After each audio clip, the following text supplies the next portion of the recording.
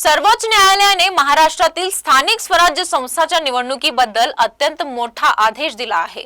महाराष्ट्रातील स्थानिक स्वराज्य संस्थांच्या निवडणुका वेळेतच होणार असल्याचे स्पष्ट म्हटले आहे। निवडणुकीला कोणतीही स्थगिती नाही असे कोर्टाने स्पष्ट शब्दात सांगितले आहे। या प्रकरणातील पुढील सुनावणी ही 21 जानेवारीला असणार आहे। ओबीसी आरक्षणाच्या मुद्द्यावर स्थानिक स्वराज्य संस्थांच्या निवडणुका थांबण्याची याचिका कोर्टाने फेटाळली आहे।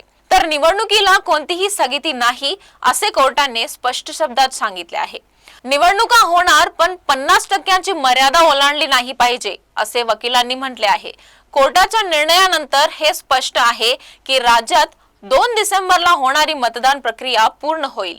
कोर्टाच्या निकालानंतर वकिलांनी याबद्दल बोलताना म्हटले आहे की कोर्टाने त्यांच्या निर्णयात स्पष्ट म्हटले आहे की राज्यातील निवडणुकीचे कार्यक्रम ज्या प्रकारे जाहीर झाले आहेत तशाच निवडणुका या घेतल्या जातील।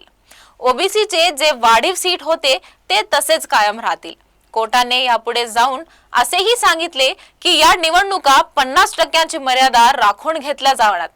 इलेक्शन कमिशनला तसे निर्देश कोर्टाने दिले आहेत। प्रलंबित ज्या निवडणुका आहेत त्या महापालिका आणि नगर परिषदेच्या निवडणुकीच्या मार्ग मोकळे झाले आहेत।